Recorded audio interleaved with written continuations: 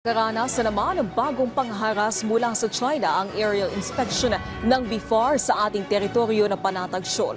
At sa pagkakataon na ito, hindi lang flare ang ginamit kundi isang helicopter ng People's Liberation Army Navy. Si Patrick De Jesus sa sentro ng balita. Isang barko ng China Coast Guard at 6 na Chinese Maritime Militia vessel ang nasa labas ng Bajo de Masinloc o Panatag Shoal. Sa loob, mayroon na 2 magkatabing barko ng Maritime Militia.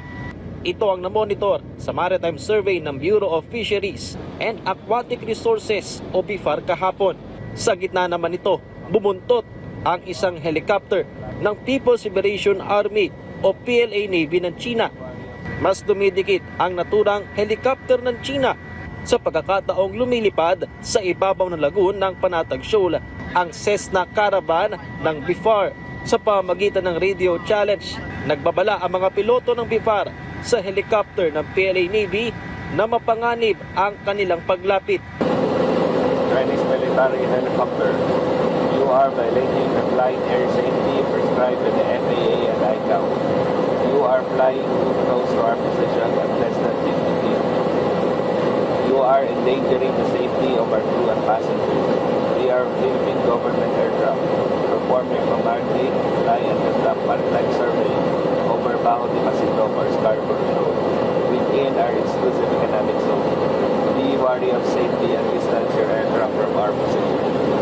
Walang sumagot mula sa helicopter ng China at patuloy sa pagbuntot kung saan hanggang 6 na metro pa ang inilapit sa eroplano ng BIFAR.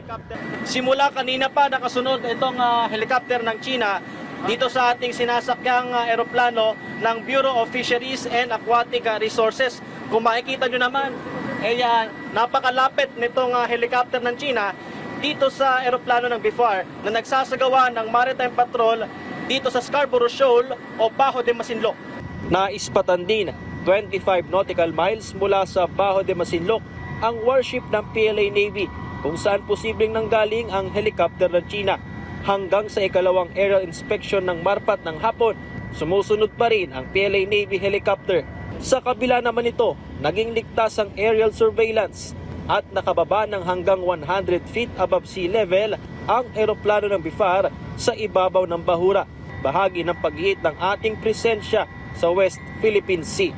Hindi ito ang unang beses na pangharas ng China sa airspace. Noong nakaraang buwan ay nagpakawala pa ng flare ang mga fighter jet ng PLA Air Force sa magkahiwalay na maritime patrol ng Philippine Air Force at BIFAR. Patrick De Jesus para sa Pambansang TV sa Bagong Pilipinas.